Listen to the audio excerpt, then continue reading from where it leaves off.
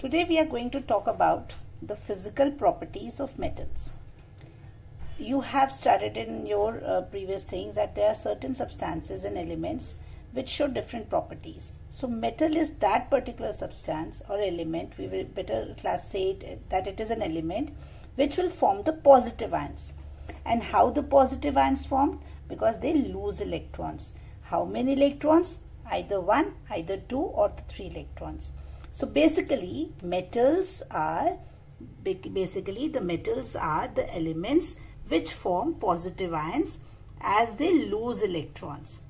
I have listed out certain common metals that we are usually using around us and we are seeing it in our surroundings. Number 1, the iron, the symbol is Fe, ferrum, gold, aurum, silver, argentum, sodium, Na, because the Latin name is natrium, potassium, kalium, aluminium, copper, lead. Again, you can see the lead is there, but it is Pb. Pb means the Latin name plumbum. Mercury, hydrogyrum, Hg.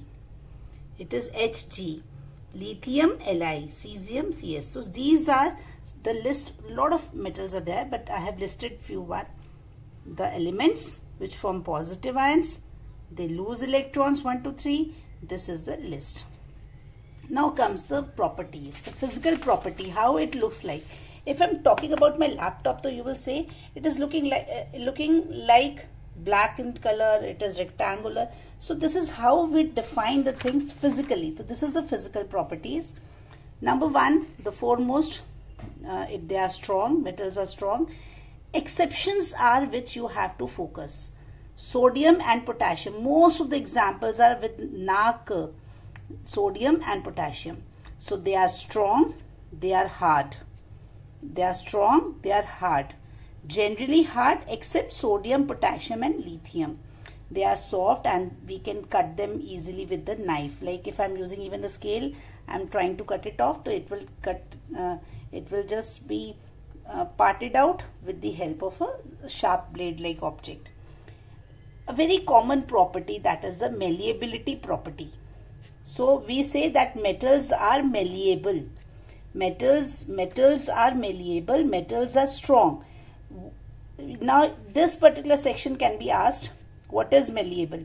What do you mean by this property of malleability? So your answer will be, if the metal can be beaten into thin sheets on being heated, then it is the property of malleability. So malleable, we can make thin sheets out of these metals. The very common example, foil paper, aluminium foil paper. They are coming in lot of thickness. They are flat. That is what malleability is. The very same thing is ductility. So metals are ductile. Metals are ductile. That is, they are drawn into thin wires. Right? So thin wires like the cable. The cable that we are using inside this. So this is what the ductility property. Copper is a very common example. Silver wires, we are using it. Ornaments are being made. Iron, gold, so many things.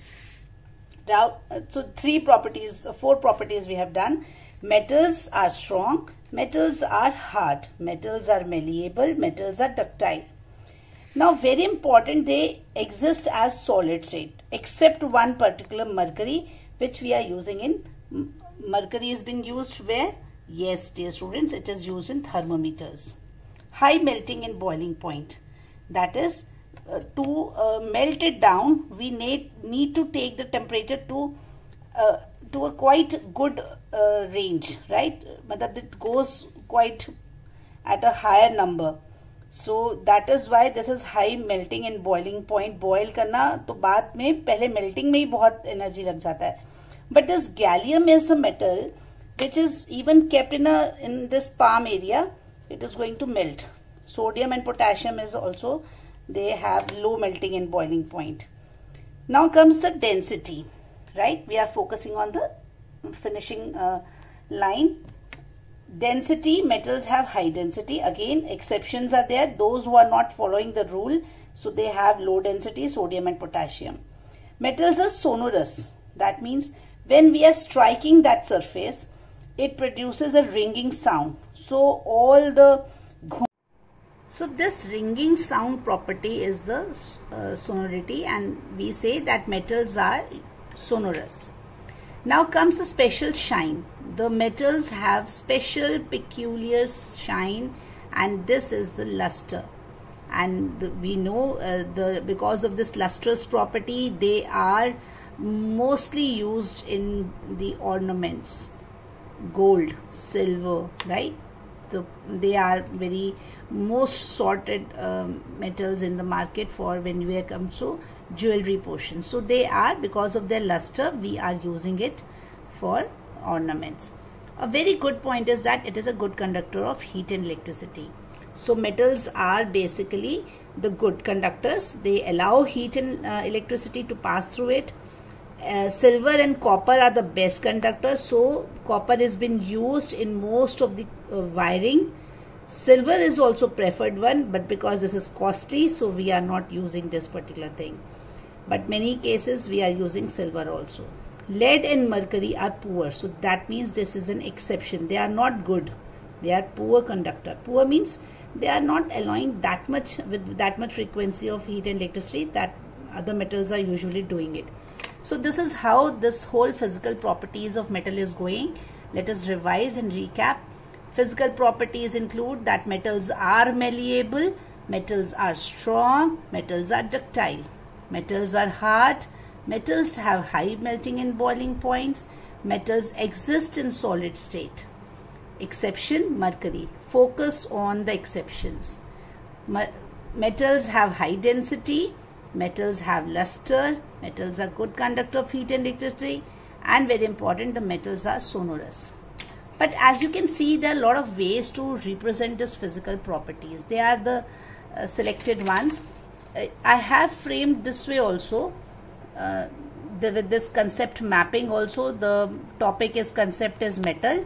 So what we are focusing on, number topmost we are taking SS, strong and sonorous, hard and lustrous, high density and good conductor, high melting point, and they are ductile. And the very important, once we are talking about the ductility, we will talk about malleability also, that they can be beaten into thin sheets. Focus on the properties as well as examples and exceptions. This completes the topic.